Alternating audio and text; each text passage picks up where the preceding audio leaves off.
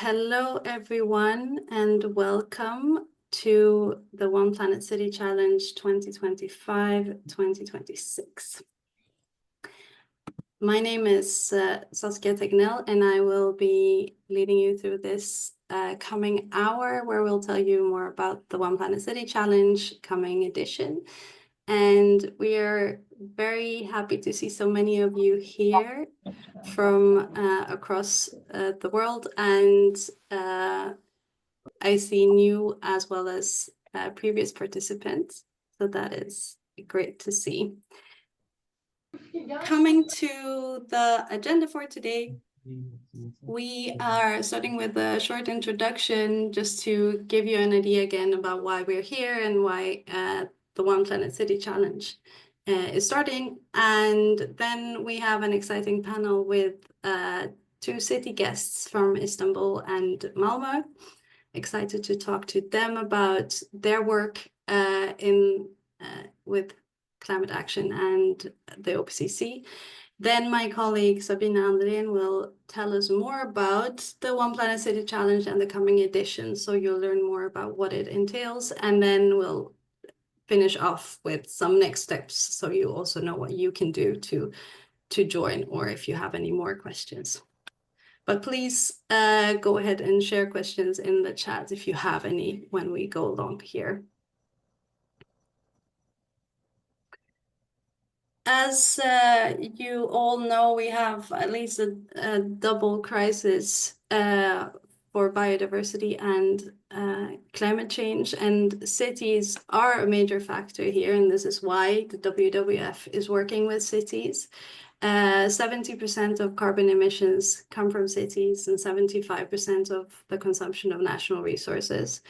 And we say that cities are engines of human consumption, but also, and this is very important for you all here, your cities and local municipalities are also hotspots for solutions to people and nature. And if we look at these figures again, we see that 55% of the current population growing very fast, and 80% of the GDP is in cities. And this shows that we have a possibility to really make a change here. This is why more than 10 years ago, the WWF started the One Planet City Challenge, or the OPCC, as we like to call it. It's now the largest and longest running of its kind. And in short, it's a global program for cities that helps your city deliver on the Paris Agreement and create a resilient city through integrated and ambitious climate action. And we've seen an incredible 900 cities from over 70 countries join at least once in the OPCC since we started, and hopefully will be even more in the coming edition. Sabina will tell you more about the One Planet City Challenge in a little while. But before that, we thought it's nice to hear from some previous participants to tell us more about how they have joined and how they are working with climate action. So for today's OPCC stories, we have Ebru Akyol Erguner from the Municipality of Istanbul in Turkey, senior environmental engineer there, and Sofia Hedén, deputy mayor of the city of Malmö in Sweden, responsible for climate. And I'll stop sharing my screen and we'll welcome you to the stage, Sofia and Ebru.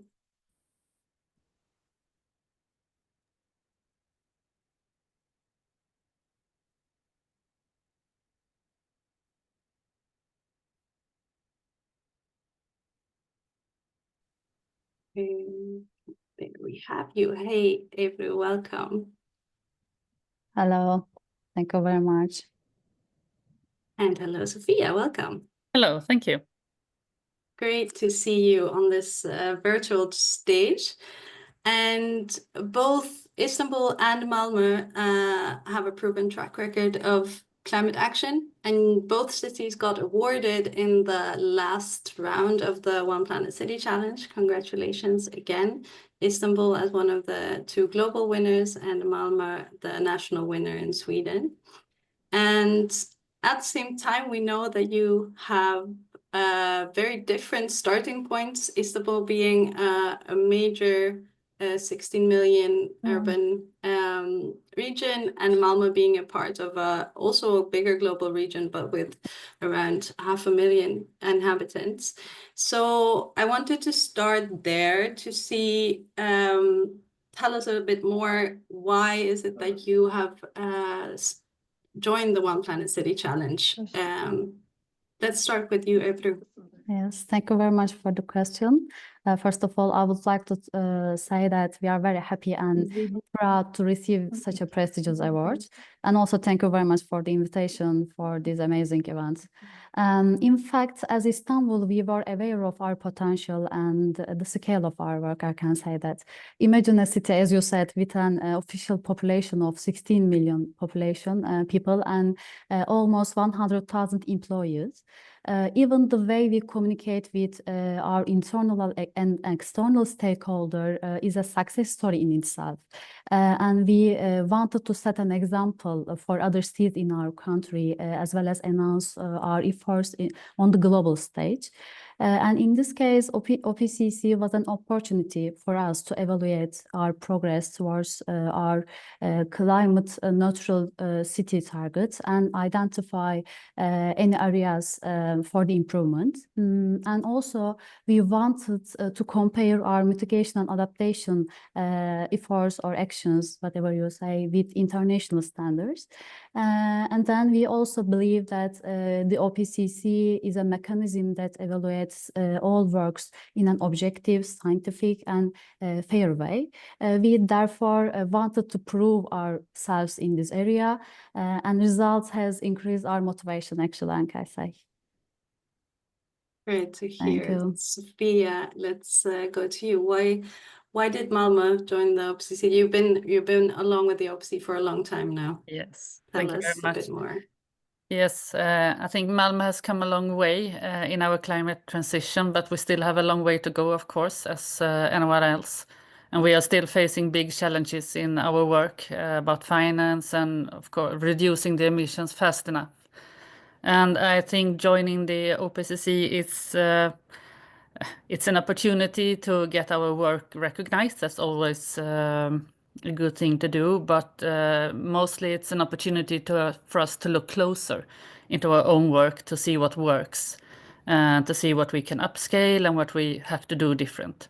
So it's very much of a learning process for us, and I think that's always good to learn. So.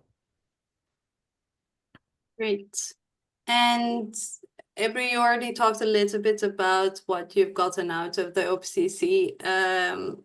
What do you have anything special that you remember from participating that was very insightful to you and your colleagues?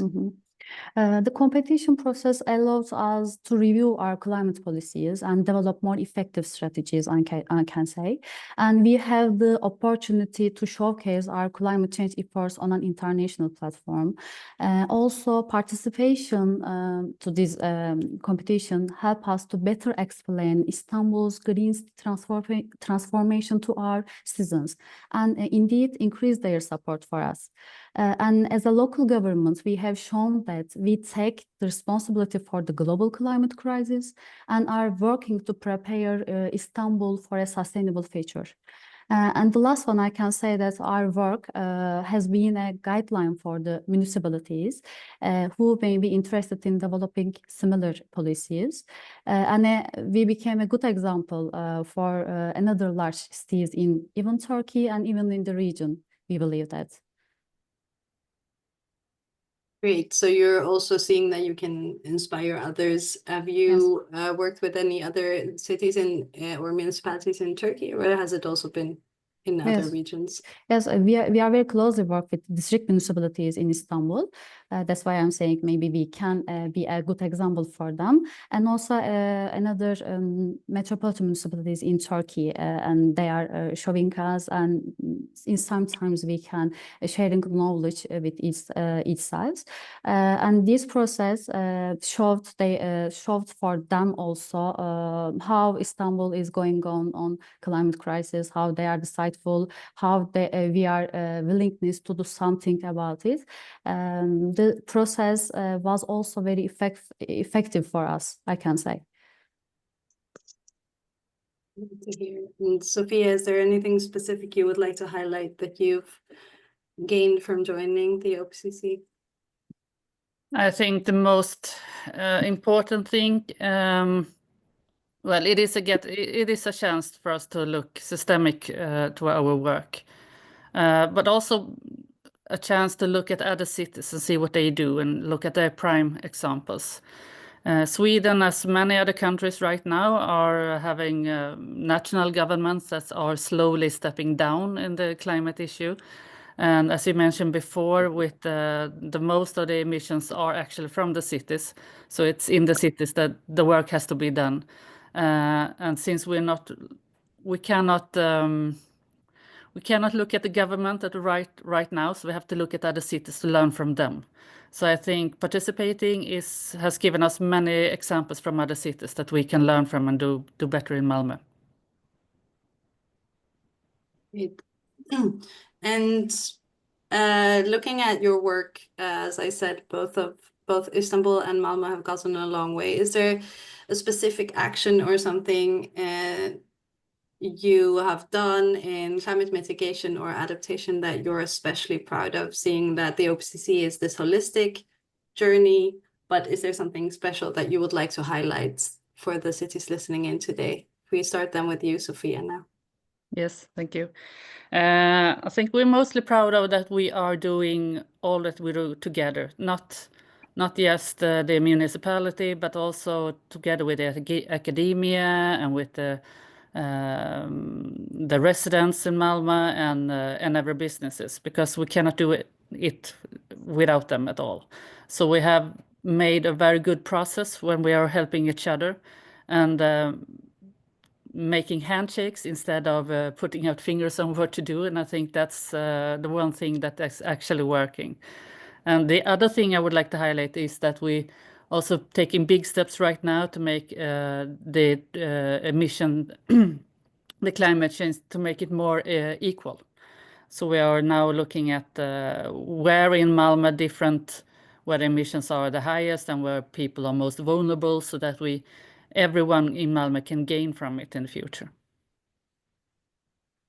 Great to hear. Even more holistic going forward. Ebru, what would you like to highlight from Istanbul? Yes, I can say that climate crisis is everyone's business in IMM, I can say, and all our employees, starting with our mayor, are aware of and fighting against on this topic. And we believe that we can leave a better, more resilient and more inclusive Istanbul to our future generations. And second one, I can say that we are the most crowded city in Europe, and we have very limited authority in some areas. Even in this unlucky thing, I can say, our fight struggle to become a carbon neutral city is the greatest source of our pride, I can say. And also I can say that even our own number of employees may be equivalent to the population of any small city in Europe or somewhere. All the work we do with 100,000 employees, I mean, data collection, monitoring processes, stakeholder engagement events, etc., is a good example of governance and communication for other cities, I think. Great. And please, everyone listening in, if you have questions for Istanbul and Malmö, please put them in the chat and we'll raise them to the panel.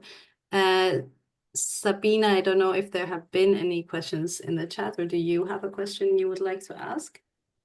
I have not seen questions yet in the chat.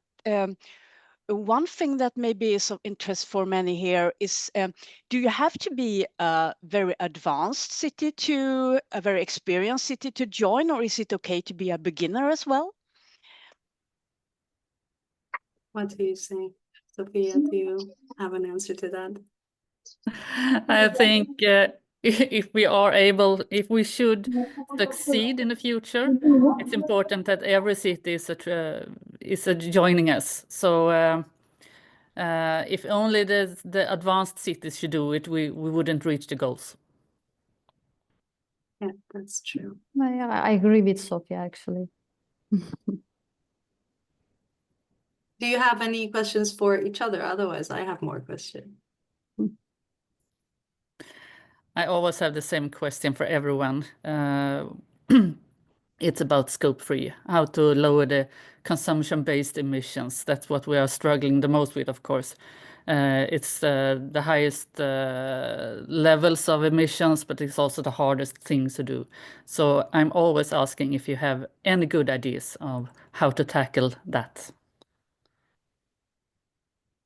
Perfect question. From our side, Istanbul Yes. is calculating greenhouse gas emissions citywide, GPC, according to GPC protocol, but basic standard, not the scope 3 ones.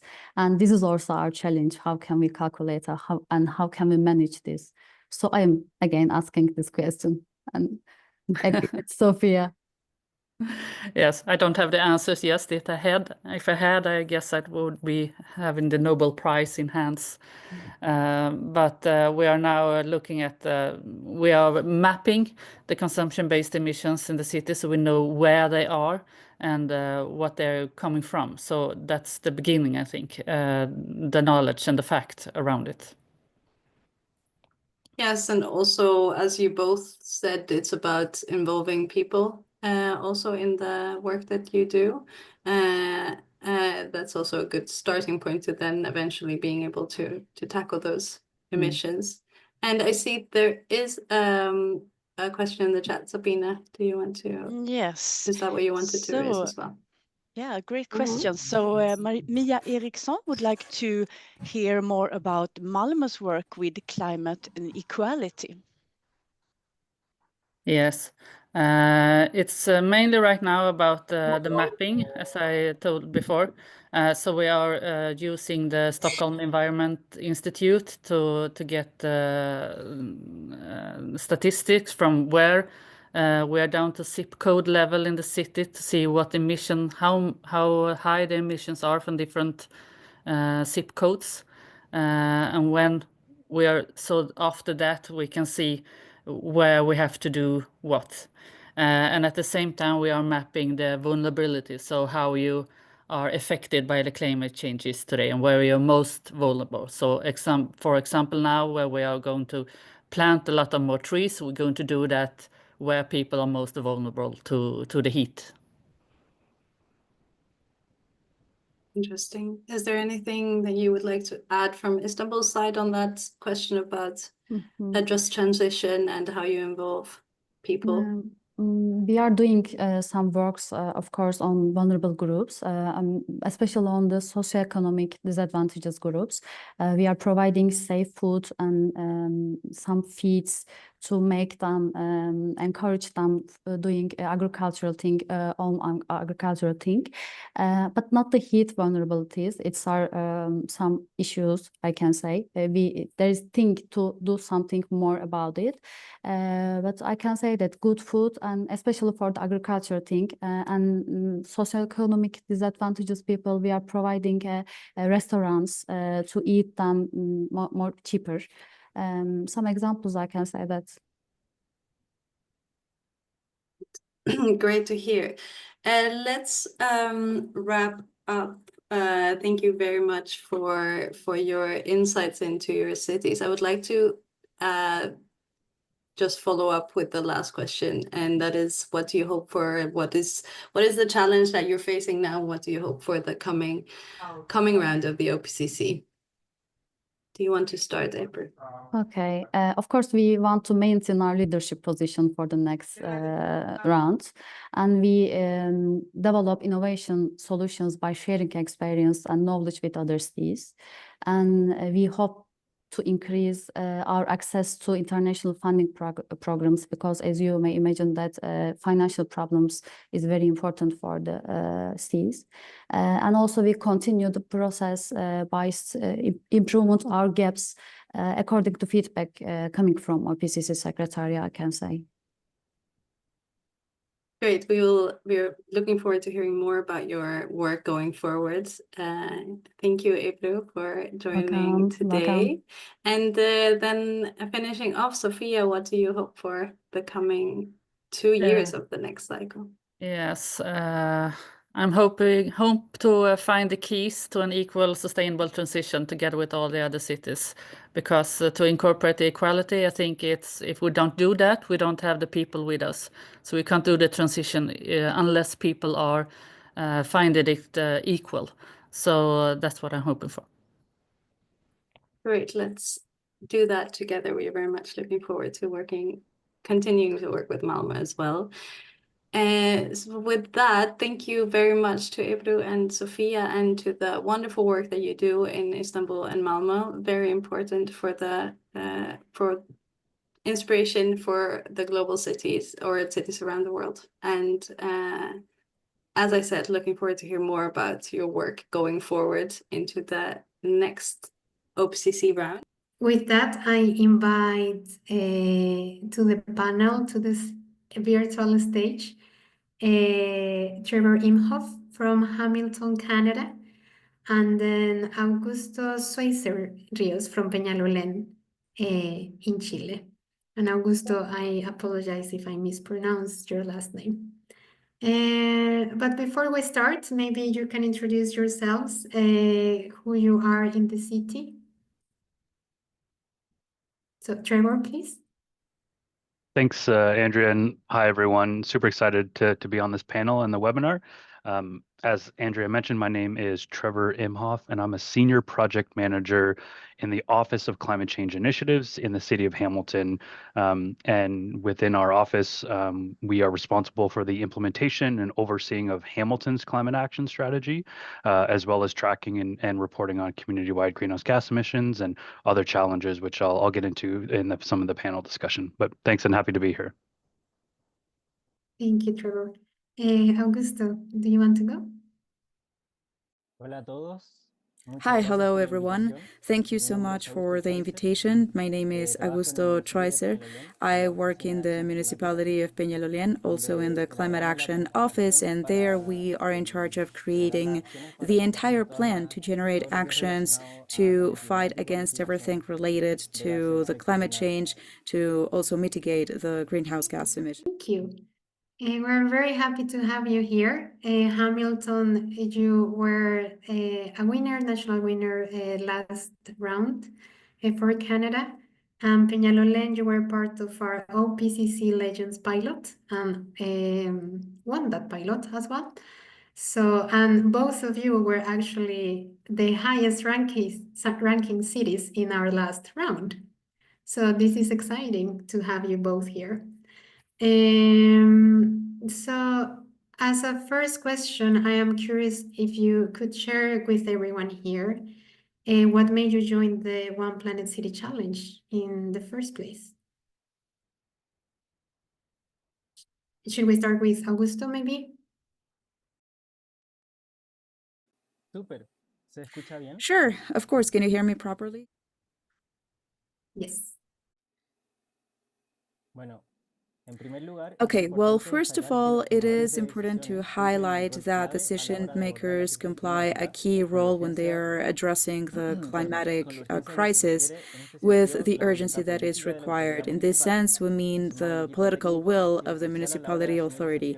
Also, having a technical equipment has been crucial when we are facing these challenges, and so our commitment globally has boosted us to take this path. And it's necessary to diminish the gaps between science and politics.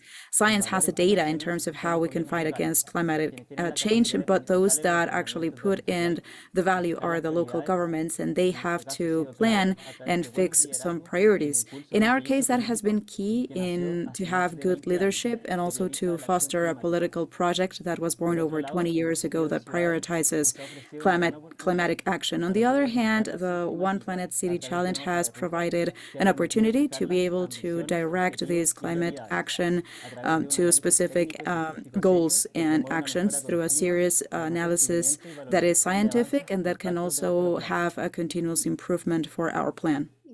Thank you. That's exciting. Nice to hear. Trevor, do you want to go? Yeah, thanks, Andrea. So it sounds like there's a lot of participants from South America and Europe that may not be familiar with Hamilton, Canada.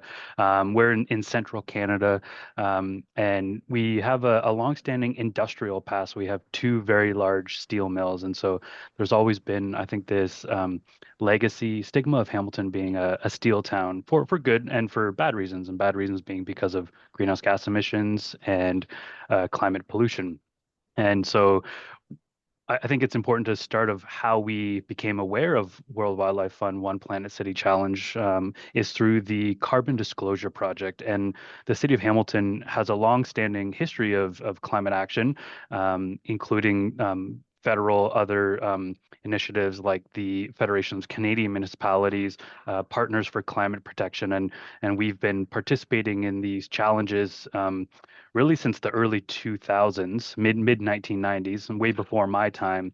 But I think specifically with the World Wildlife Fund One Planet City Challenge, we are very interested to participate through the Carbon Disclosure Project as well as that kind of one platform for, as Augusto said, that science-based trusted data information that we present on the global platform, and really the importance of building that trust with our community, with our counselors, and I think really helping to continue the transition of the city of Hamilton from a legacy steel city to a progressive climate action city that raises awareness of our city on the global stage, that really helps to attract further business, clean technology, and other investments to our city. Thank you. Amazing. It is so nice to hear from both your sides the importance that you see in the local governments, and thank you as well for highlighting how the OPCC is also a work that happens together with other initiatives. And Sabina will share a little bit more about that in terms of the CDP and how OPCC relates to it.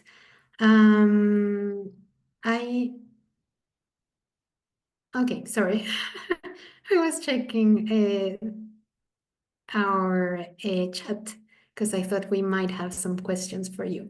But then let us go into our next question. So what can you share? You have already shared a little bit about the OPCC, why you joined, but can you share more about the value that you have gotten from participating in it? Happy to start, Andrea, if that's all right. From a Hamilton perspective, and so our Office of Climate Change Initiatives, we're fairly new. We were established, fully established in 2023, so we're roughly over 2 years old. And really, the first value is that trust and that recognition. And with a new office, it really allowed us to show the progress being made and prove to specifically, I think, our counselors, that really builds that trust with our counselors to say, hey, we're reporting and we're participating on a global platform, and really through a reputable organization like the World Wildlife Fund, really help to solidify that trust with our counselors. And furthermore, the trust that we are moving in the right direction. Now, disclaimer is like our job is also to say we're moving in the right direction, but it's too slow, that we may need to move faster on climate action. So we did put some of that messaging as well as like, yes, we're moving in the right direction through the World Wildlife Fund One Planet City Challenge, but also we need to do more and faster. And so really, I think it allowed us to brag to our counselors as well. We wrote a series of news releases, communication updates. We did presentations to the school boards across Hamilton that we are participating in, and we got everyone involved in the voting. Yeah, just really helped to solidify, I think, that trust within our counselors and our community. Nice. That sounds great. It's very nice that you have managed to, as you say, like use the challenge to also, build. I'm understanding like a foundation for your work, because it is so important to have your counselors involved in the work that you're doing, and your communities, as you mentioned as well. So this is wonderful to hear. Augusto, do you want to share a little bit from Peñalolén's side? Sí, por supuesto. Sure, Bien, of como bien course. dice Trevor, creo Just que as la Trevor asesoría said it, permanente I ha sido muy believe valioso para that nosotros. También having la that visibilidad y el permanent el advice has been posicionamiento very que ha tenido valuable nuestra for ciudad us. Also, the nos visibility ha and the otorgado una positioning that mejora en la our city eficiencia en has el had, desarrollo de nuestras that has acciones provided an permanentes, improve in con the una an improvement in retroalimentación the por parte de la efficiency of our WWF permanent que ha actions, permitido with a encontrar la feedback from ambición y WWF compromiso that de has orientar las allowed acciones to hacia avances con impacto focus más on cuantificables. certain commitments and orient También our el poder actions to have compartir more impact, las buenas impact that prácticas, can be better conocer quantifiable. las acciones Also, que to se be han ido able to tomando share en good otros lugares del practices and mundo. know the actions Ha that sido have been taken in tremendamente other parts of the gratificante e world. interesante That has been very saber interesting, really las soluciones que se gratifying están to know implementando what y are poder also ampliar some el of the solutions conocimiento de that have cómo been poder implemented, enfrentar and la also crisis for us to climática. broaden the knowledge of how we can face this climatic crisis. This is great.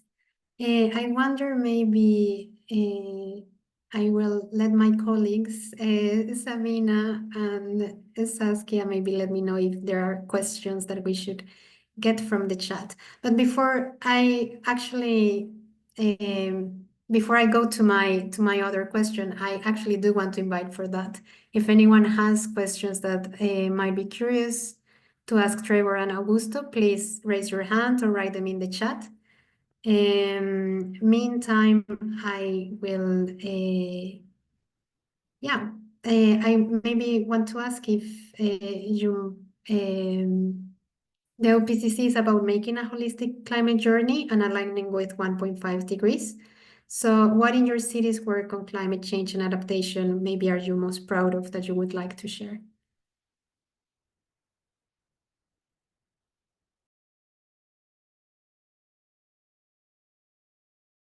Sí, por supuesto. Sure, of course, I Bueno, can la jump verdad in. es que Well, estamos the orgullosos truth de is nuestro that plan en we sí, are de la manera en very que lo hemos hecho. proud Creemos que lo hemos of the hecho de plan una that we manera have done, the distinta way in which we have done it, because we believe that y we todo have este done plan, this in a la different autoridad way. lo haya hecho And all of distinto. these plan is Hemos something podido that disminuir la authority emisión has de carbono embraced. We a have través de been una able serie de to acciones y diminish al mismo carbon tiempo hemos creado emissions through valor a series of actions, and at the same time, a we las have also iniciativas created dando value apoyo directamente a to las the personas más initiatives by vulnerables, ayudándolas creating a salir de support la directly to pobreza, the most a vulnerable crear people. oportunidades We're a través de helping programas them to sociales. get out of Y poverty. además We de have atacar los created cambios globales, opportunities through social programs. And on respondiendo a top nuestros of ciudadanos, addressing the generando climatic soluciones aspect and distintas environmental aspect of en our el city, ámbito it has social, also generated ambiental y económico. employment and other types of Bueno, si les cuento solutions un that poco have de an Peñalolén, environmental and Peñalolén economic impact. es If una I tell comuna you a de little bit 16.000 more about habitantes y no Peñaloén, contamos con this grandes is, recursos we económicos. don't necessarily Además, have a lot of poseemos un economic índice de pobreza resources. We medio alto. also have Y a middle pesar de todos los to problemas high sociales que afectan rate of territorio, poverty. Despite hemos of all of demostrado the al mundo issues que that con we have in la our política territory, y we usando have un shown modelo de the gestión world that ambiental, with political es will posible and by lograr grandes avances, prioritizing aumentando a así el model of compromiso en environmental investigar a la academia management, y a la it is sociedad, possible to have great comprendiendo el advances poder by que se puede including the lograr different tras alianzas y stakeholders con el that involucramiento de also diversos can actores, come with es posible creating generar grandes alliances. cambios. We can definitely generate big Yo creo changes. que si Peñalolén So pudo, I think that if cualquier Peñalolén ciudadano managed to do podría. this, then any Y other por city último, will be quiero able to resaltar do la the same importancia thing. de contar And con un lastly, I equipo would de just alto like to conocimiento highlight the técnico, importance of con having vocación de a team servicio that hacia la has a comunidad, lot of que ha technical inspirado a knowledge, jóvenes that is profesionales y a la willing to serve ciudadanía the a community, because comprometerse con that el is cuidado also del medio something that ambiente. has inspired the entire institution and the citizenship to commit to Nice. We're seeing some taking care of the connections a little environment. bit of what you have been speaking about. So both of you have mentioned the importance of having your community with you in the work that you're doing. So that is very exciting. And I'm so glad that you touched in the topic, Augusto, of the climate justice work that you do. We had a question on this in the panel this morning. So it's very interesting.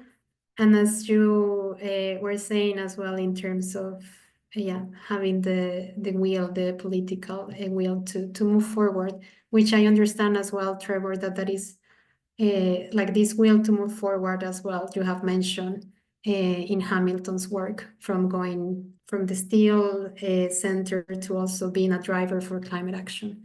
So that's very amazing to see these connections between you, even if you're in almost opposite poles in the world. But Trevor, please, do you want to share more about Hamilton and your work?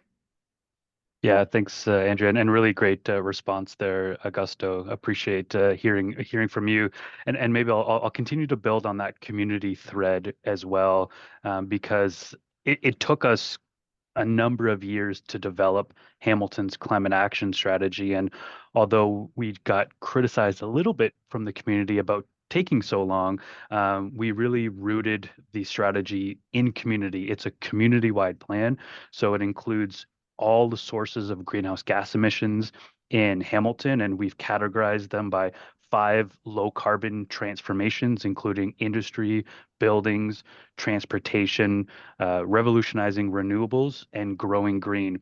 We also have an integrated climate adaptation plan. So we have a mitigation and an adaptation plan, all rooted in the leading science in terms of what the future climate scenarios and the future climate risks are for our city. So it did take a number of years to develop, but I think our high ranking in the World Wildlife Fund One Planet City Challenge speaks to that we did it correctly. And so really proud of that overall strategy. But I think as governments too, we need to be very careful to consider what are the resources to then implement that strategy, because we don't want the strategy just to sit on the shelf. And so with the strategy, we also proposed a dedicated climate office. So we have 5 full-time staff, all dedicated to implementing climate action, coordinating climate action across the city. We also have what's fairly unique, at least in Canada, is we have a dedicated climate change reserve that gets from the property taxes, the tax levy, and approximately $2.5 million per year that's solely dedicated to climate action. And some of the actions, for example, this year we're funding is related to putting solar panels on our paramedic ambulances so they don't have to idle around hospitals, and really looking at those co-benefits of reducing greenhouse gas emissions and protecting our population as well. We have a really strong political direction, as Andrea, you said, and for advice for anyone is like when you have that progressive council and those decision makers, take full advantage of it, because who knows what the next election will look like. And that's what we're doing right now, is we're really accelerating our action on climate change. We're developing green building standards to help guide private development. We have a corporate green fleet strategy that's in the middle of transition. We just finished procuring up to 50 electric vehicles with our building inspectors. And we're upgrading our buildings to allow for that increased electrification of vehicles combined with air source heat pumps as well. Because in Canada, we have very hot temperatures in the summer and cold temperatures in the winter. And with the emerging cold climate air source heat pumps for space heating, we really see that as a important climate action to implement all of across our buildings across Hamilton, as well as we really have rooted our work in and Augusto, I'm actually really interested to hear more about your climate justice work, because we are also working on developing a climate justice framework. It's early days for us, but we've developed a community climate change advisory committee with diverse voices across the Hamilton community, really helping to influence policy development. And a good example of that is through the green building standards and some of the delegations that they provided to council to help council make proper decisions around climate action. So yeah, I'll stop there. There's quite a bit more, but I know we're short on time. Thanks. Thank you. That's so nice. And I like this connection of maybe trying to get inspiration from each other. That sounds wonderful. We have a question in the chat, so I will read it in Spanish. So if you want to go to the English channel to listen to it. So how can you communicate the sustainability actions and also the climate change actions to the community, and what is the acceptance of the impact that they have in the community? ¿Puedo responder? Can I reply? Sure. Okay, so I think it is important to consider the voices of the community. That is why, at least in our city, what we have been working on is engaging the community in their decision-making process through different processes and assemblies. There, we have actually listened to the proposals from the community, and we have tried to see how can we address their concerns to be able to generate solutions that truly give them value. Thank you for that, Augusto. Do you want to join in with something, Trevor? Thanks, Andrea. And just to confirm, the question was, how are we bringing the community into decision-making on our climate action, and how are we communicating to the community on our climate action? Well, it was more rooted in how are you communicating your work to the community and what impact and acceptance is having from the community. But I like what you mentioned before in terms of joining them into the decision making. So if you have anything to say on that, that's also welcome. Sure. And maybe just quickly too, it's in terms of like effective communication, and it sounds like, Augusto, you're doing this as well, but it's two-way communication. It's not just us presenting our information. It's having the community propose solutions and actions that we need to listen to, and not every proposal or action from the community is possible. So there is a delicate dance that we as municipal employees with a very small budget in terms of the grander scheme of what the level of investment is needed for climate action requires. But in terms of it's going out to the community. So we do, it's called pop-up sessions. We're also doing Hamilton's Climate Action Strategy 101, really just raising the fundamental awareness of what climate change is. And we think that's very important because although the majority of the population through surveys we know are concerned about climate change, they don't really understand the what is driving climate change in terms of the sources of greenhouse gas emissions, what they can do both individually or as businesses to prepare for the future climate risks that climate change presents. And so it is about getting out there.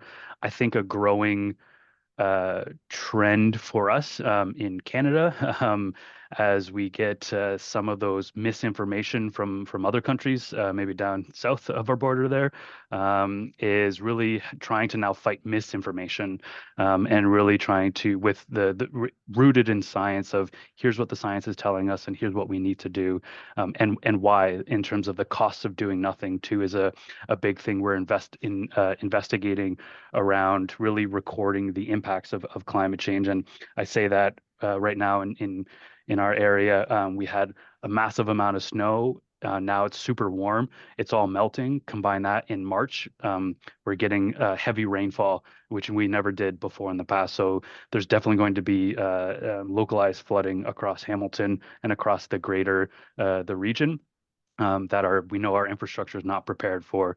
So really it's going out there, the communicating, but then also listening. And I think an important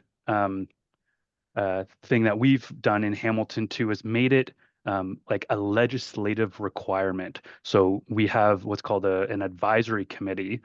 So an advisory committee is a legislative body of council that reports directly up to council. And so that's a community-based entity that we advise. We act as expert advisors, but it's really their say of what information they present up to council to again help them make informed decisions. Okay, nice. That sounds very interesting. I'm going to take just one last question that we have in the chat before we move on to hear from Sabina and the OPCC.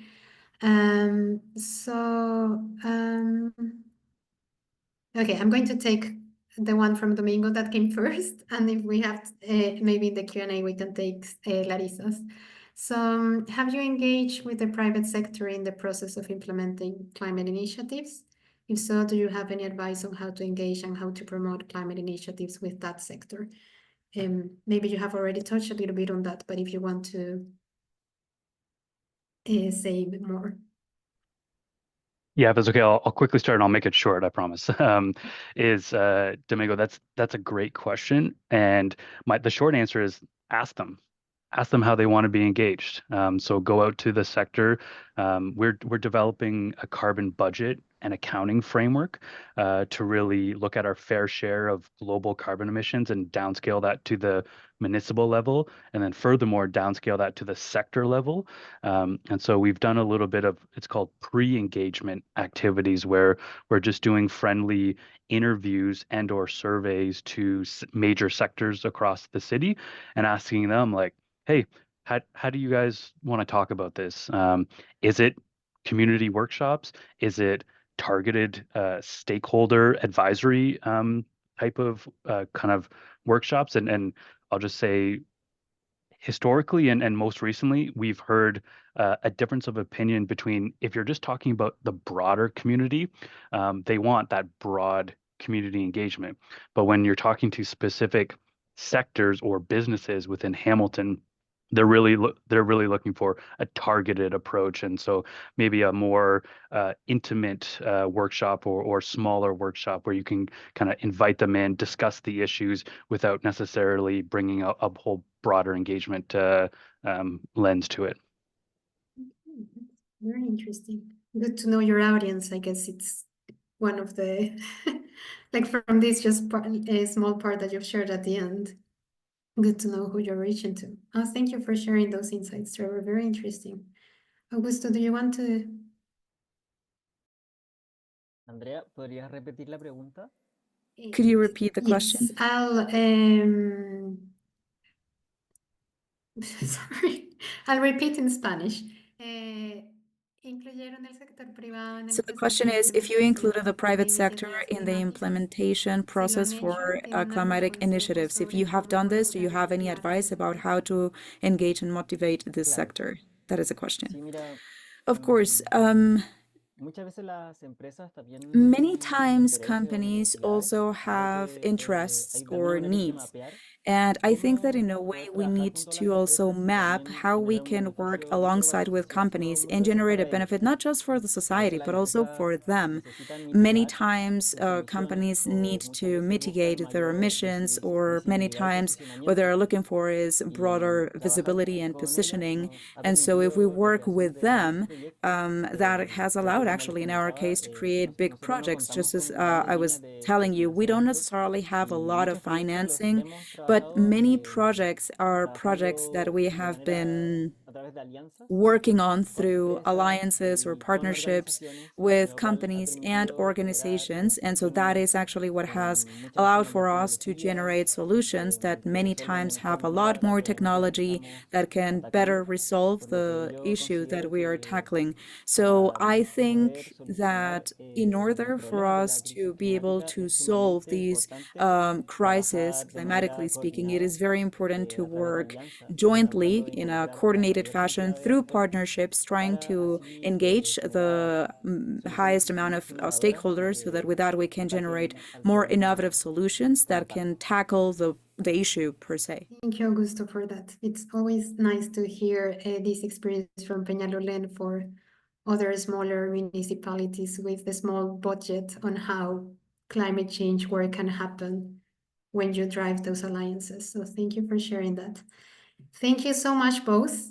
This has been very inspiring, and I wish that we had all the time in the world to pick more your brains. Very interesting. Let us maybe see if in the Q&A we have a chance to hear a little bit more. But for now, let's move on to Sabina, who will share more about the One Planet City Challenge. Yes. Hi, everyone. My name is Sabina Andrén from the OPCC Global Coordination Team and the WWF Cities Program. I'm very happy to see all of you here. I hope you enjoy this webinar and will join the One Planet City Challenge. And now I will talk a bit more about the new round, which is running now 2025 to 2026. And I will try to direct myself both to those of you who are new and those who are recurrent participants and experienced participants. But welcome to put questions in the chat and also to email us after the webinar. First and most, I really would like to welcome you to this global program and community. So the One Planet City Challenge has been developed almost for 15 years now, and it's aimed to help you as a city to deliver on the Paris Agreement and increase your city's resilience through integrated and ambitious climate action. And it's a friendly competition, but it's much more. It's a thriving global community and a platform to enhance cities' climate journeys. And looking at the world today and the urgency of climate change, I would really like each of us to join a movement to advance the global climate agenda forward, inspiring and spurring each other on. And so far, I think we have done a great job, and we can look at next slide where we can see a proven track record for the OPCC, where a vast majority of the participants say that they are likely to join the OPCC again. And this survey was done before the last round in 2023, and now we are opening up for the new round 2025. We have also seen that cities appreciate and find it useful to take part of different activities in the OPCC, such as the capacity building, the benchmarking, and the friendly competition. So let's look a bit more about how is it to join the OPCC? What is included in the cycle?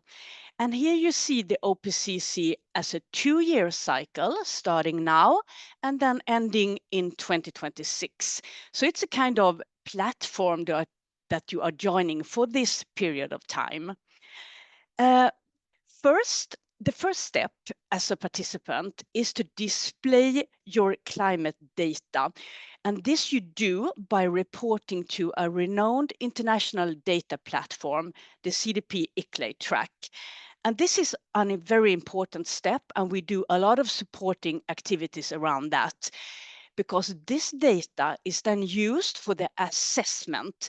And we do this WWF by using a science-based assessment framework, which based on your data can benchmark your cities and provide feedback on many important aspects of what it takes to make a holistic climate journey. For example, to align to the Paris Agreement and to implement ambitious integrated climate action. Then as a third keyword here, it's connect. And maybe I think that's the most important. So this is about that you will have strategic feedback tailor-made for your city, but you will also have opportunities to take part of capacity building activities. And we use a very appreciated group-based format for this, where you can also meet your colleagues from all around the world and engage in peer-to-peer learning. You can click one more, because I especially want to highlight a new concept for this round, which we call the Strategic Support Program. And this is something that is running through all these steps, which is a kind of arena for structured learning and dialogue around these steps of your climate journey. And we are very much looking forward to meet you in these parts of the strategic support activities. Then number 4 here, to mobilize. Yes, of course, as a global environmental organization, we really are aiming for mobilizing and make collaboration possible at the local level. You need to engage with your stakeholders and your citizens, and the OPCC provide different opportunities to learn and engage in such activities. And finally, recognition. It's a friendly competition where we celebrate and highlight frontrunners in urban sustainable development and the climate transition. I would like maybe to stress that while there are a great many opportunities to engage, it's not that you have to do everything at once when you join the OPCC. As a beginner, you can join and take part of some of the activities, and you learn through the journey. And then when you come back again, you can advance. So this is really seen as a collaboration where you can join and then rejoin for future rounds. I want to look a bit more on the key values of the OPCC. And first, I'd like to show you one of those key values, and that is the strategic feedback report. This is something that is generated from your data reported and run through the assessment framework, and it's tailor-made for your city, and it's provided to you beginning of 2026.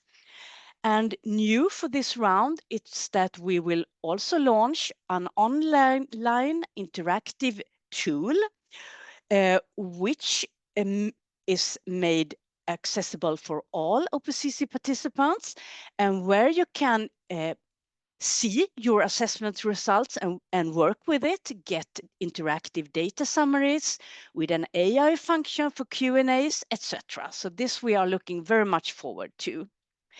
And you can click down once more, Saskia, and we can just have a look at how the strategic feedback report looks. This is from the last round, and it's now it's now updated.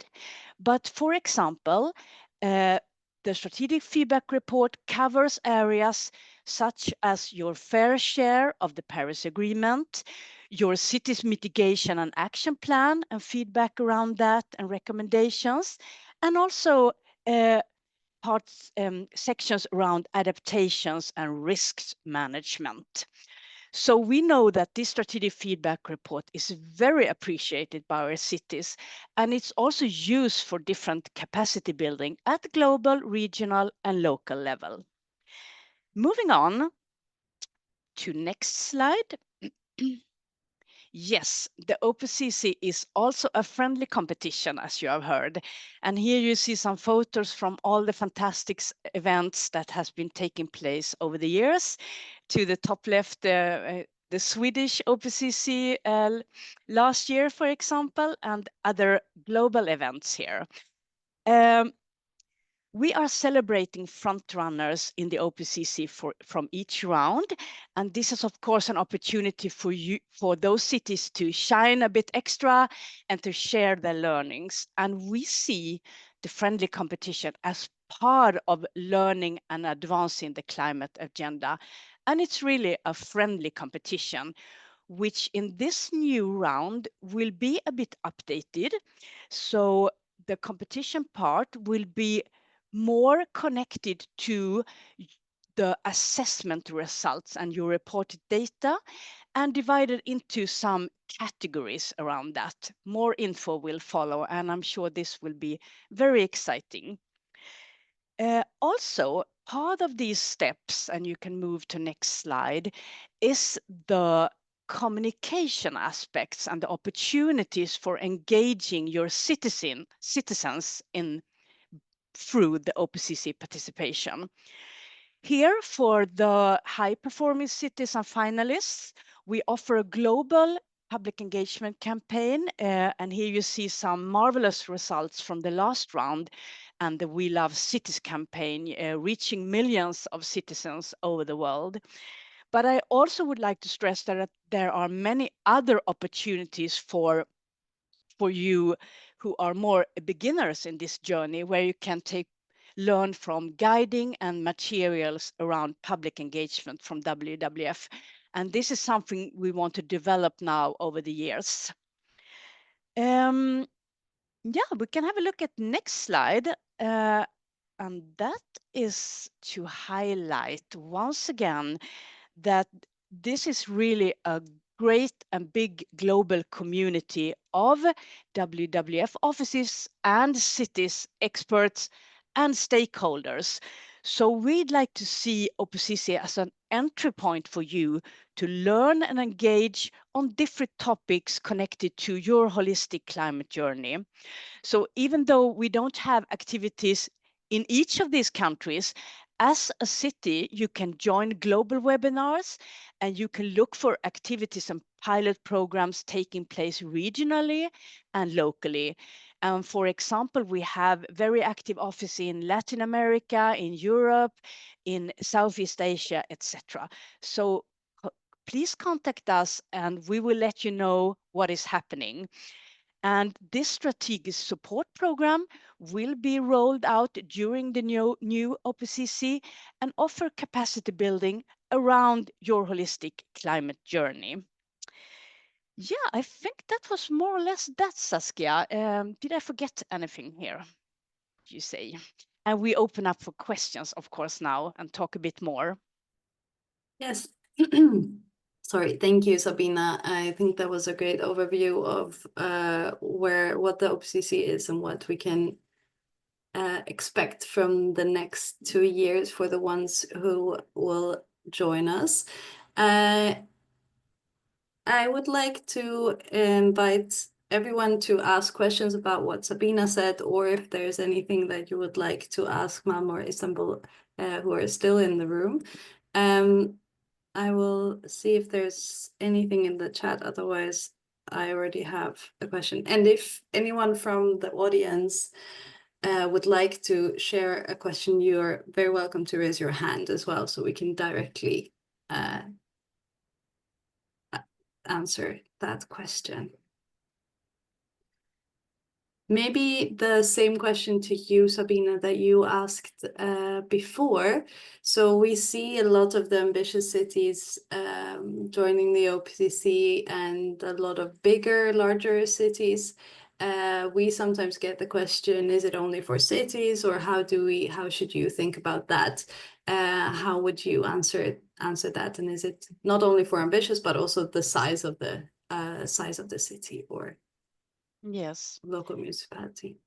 Yeah, I think that's a great question and something that is relevant for many of you here.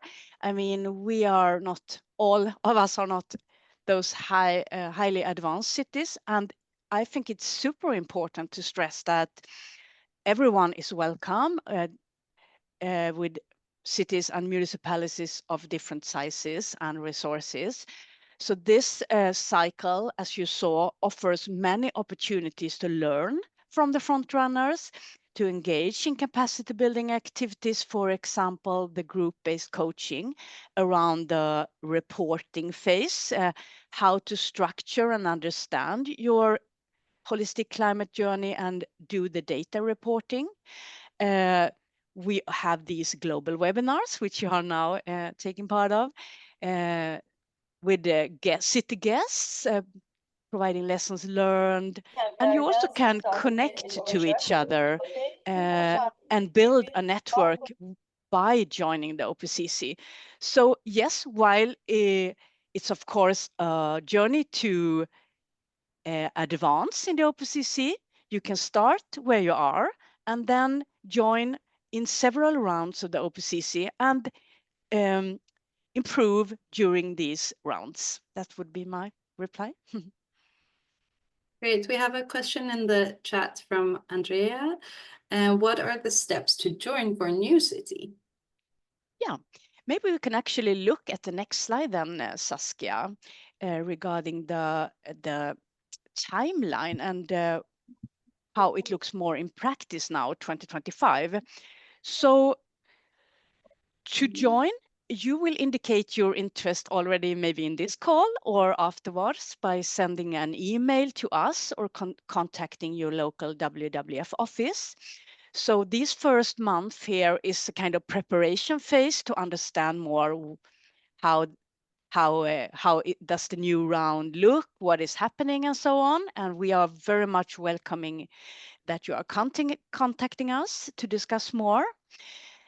We will especially focus a very interesting topic during these first months, namely can your city plan and set climate targets that are aligned to the Paris Agreement and especially to the 1.5 degree target in the Paris Agreement. So this is a kind of thematic approach that we will run now in parallel to the general preparations of joining the OPCC. And we know that many of you are working hard to understand what is an appropriate and fair and ambitious climate target. And this material that we will develop is suited to help you with that. So we are launching then, as you can see here, as a beginner, but also for the experienced cities, you need to onboard the CDP ICLEI track and do your data reporting. And there will be more info around that, how it is done in practice. But when onboarded, you do your data reporting, and there are supporting activities around that from CDP, but also from us at WWF. And many WWF offices are working with helping cities around this. So the process to understand, structure, and report your climate work is quite a long process you see here during May, June, and onwards. And then in the second half of 2025, we are offering to, or we are recommending that those cities that want to have feedback also from other partners, including CDP, in this data reporting procedure, submit their reporting around mid-September, and then you can amend your reporting, improving it, correcting it, and that will also be a focus for our capacity building activities. And you can amend your reporting during the whole of 2025. And then in the week of 19th November, the CDP ICLEI track is closing. And then you must have submitted your data to be qualified as participants. So as you can see, from May to November, there is a lot of focus on how to report, how to understand and structure your climate work in this reporting journey, we can almost call it here. But of course, all these efforts are then channeled into the assessment, which takes place after that in beginning of 2026, where we also have the strategic feedback report, the online tool, which I mentioned, and a lot of very interesting capacity building around that, including the competition aspect. So it's a cycle, as you can see, starting now with your preparations, and then the onboarding and reporting in end of May. Saskia, I'm sure you want to add something. Thank you. This is a very good overview, and we will also show you at the end of the call what are the steps that you can take as a old or a previous participant or a new participant to actually also get on this journey together with us. We have a question in the chat. I saw, Andrea, you already reached out, but I think it's good to raise also here. How much engagement from municipality employees is required usually? Do you want to say something about that, Sabina? I think that depends a lot on the status of your data, how much you already know, the statistics and all the data needed. To onboard and start reporting, it takes not a lot of work, but then to really advance and accomplish a reporting of high quality will take a bit more, of course. So once again, this is a step-by-step process, I would say and recommend. And yes, you will probably need other employees. And we also think that that's part of the One Planet City Challenge, that we would encourage collaboration internally. And we know that both Istanbul and Malmö, for example, here are working a lot with that. So you are contacting and working with your colleagues to provide the data needed, and then also update it step by step. Yes, exactly. And I think that what you said in the beginning also applies here, that if you're a newcomer to the OPCC and you go through this journey, what we've seen is that the first round, you can put your ambition level where you want to put it, and you can have very structured data already, and then it could be easier, or this first round could be a way for really getting that structure and understanding. So that is absolutely a part of the journey that everybody all cities need to go through. And there you will need colleagues within the municipality to help you. And this, from what I've heard cities experiences, is also that makes it also easier to work with these issues, because you get more colleagues involved, which is crucial for getting the change that we need. We have also a question from Kevin from Butuan City in the Philippines. Thank you, Kevin. How can small and medium-sized cities friendly compete effectively with larger cities? I think this connects to what we're talking about now. Sabina, do you want to start to answer that question? Yes, a great question, Kevin. Yes, well, we are right now, as I said, looking a bit more at the friendly competition and the format of that. We have, as always, have been working with a shortlisting process where we select finalists, and then we now celebrate winners and on national and global level. We want to move the friendly competition in the direction of tying it closer to the assessment results. This is work in progress, and we will present more to you later on. Basically, this will allow also medium-sized or even smaller-sized cities to friendly compete, because yes, there will be a global top-ranking cities with the highest scoring. Those are will be shortlisted. They will compete for winner titles, but we will develop some categories. Those are not yet set, which, just as an example, could help a smaller size city which is very advanced or have a special profile which is very interesting, and a solution or activity package that is of interest for the global community could be highlighted. There could also be special mentions in regional or local context. All this is in development. It's really a lot of things happening now on the climate arena, as you know, and we are adapting to that.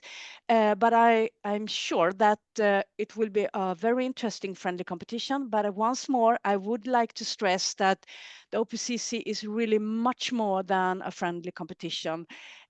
The aspects of being an arena for collaboration, learning, and spurring each other onwards should not be underestimated. Yes, and thank you for that answer, Sabina. And Björn Sigurdsson just also added in the chat that also smaller cities have joined these winner titles in the past. For example, Uppsala in 2018. So it's not so much about the size or exactly what you do, but that you are taking steps and getting the adaptation and the mitigation in the right direction. I think we have one more very interesting question before we go to the what's next for the group here today. And that is how from Maria Ski-Kai, and that is, how do you motivate and engage citizens and stakeholders to join climate challenges? Do you have special marketing tools that are shareable? And I think that's a great question, because it also connects to it's not only about this competition aspect. We see that very much as a part of the OPCC, and a very crucial part that we need to engage with the people in our cities to be able to make this journey.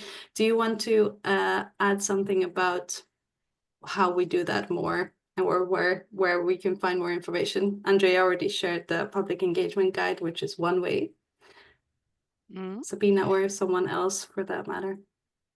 Yeah, maybe we could open up to welcome Sofia and Ebru here, because I think these are great examples of cities that are motivated and engaging stakeholders and citizens. If they want to help us on these questions.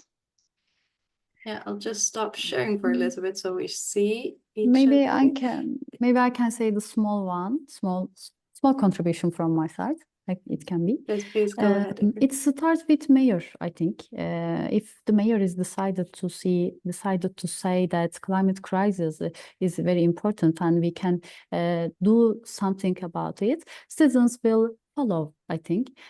From our case, it happens. It starts with it. There is nothing to special marketing tools. We are firstly developing imported strategic documents. And we organize several external stakeholder organizations, and citizens came and listened us, and they see that we are very decideful. We are decided to do something about it. It happens. It started with high level participation, I think I can say. Yes, and we are working with something that's it's a climate contract that we have with I think now it's over 300 different businesses in the city. So we're having a list of things that they could do to lower the emissions, and at the same time we as a city promise to do other things. So it's a different contract for each business that is individually made. So we can help each other. And now we are also looking at how we can do that to the citizens somehow. And isn't it so also that as a city, when you decide to join the One Planet City Challenge and run the activities, that also spurs communication and get some interest from citizens and stakeholders. So it's a kind of win-win process here, I think. Yes, I think a lot of the citizens are actually very proud when they see that we are recognized internationally over and over again for the work that we do. And it's so much easier to get people to join the movement if they see that we as a city do it. But they are proud. And we really should stress that we have seen from the high-ranking cities over the years, the winners and finalists, that using the climate transition as an arena where you connect to stakeholders and citizens, like running the transition together, that's really key to success. That's something we have also seen from studying best practices in WWF. Saskia. Yes, thank you very much for that. And also this shows that it's both the materials and for example, this report about citizen engagement that we provide, but also the exchanges with other cities that will be important in the OPCC going forward and learning from each other. I think that is a very important part, especially when it comes to citizen engagement, and that's something we in the EU are focusing also a lot on, and we will share our experiences from that project going forward. We have one question here that is a bit more on the technical side from Sem Mamati. Thank you. Should this project be supported by climate models, climatological analysis during the application process? Should risk vulnerability analysis, surface temperature, etc. be prepared? How can we, so Sabina, maybe you can just give an answer about how this can help in this regard. Well, this is a technical question. It's very important, of course, to understand what is needed for the reporting phase. I cannot give a detailed answer here, but we will provide instructions, support, and help. Not least the CDP ICLEI track itself is very well structured around what you need to accomplish a good data reporting. And there are several cities joining in this webinar with city officials experienced in data reporting. So I would suggest to onboard and then have a look at the CDP questionnaire and then take part of a capacity building activities and supporting activities. And if you have specific technical questions, welcome to reach out to us in an email. Exactly, and also shortly, we see that answering the CDP clay track questionnaire also helps in understanding what you need to have in place. So we don't require anything when onboarding. We see this as a learning process. And so if you're a city quite new to this is also a chance to understand better what is good to have in place and what other cities are doing to be able to take those steps. I think it's time to wrap up. We have a question about if it's possible to be a part of the OPCC if you're part of EU Net Zero cities. And there's no competition between these initiatives. We work closely together and we try to strengthen each other's initiatives. So, and if you have specific questions on how that integration or how the collaboration works, please reach out to us. But there's nothing in the OPCC that prevents from other initiatives. We see that a lot of these initiatives will be needed for us to take these steps forward.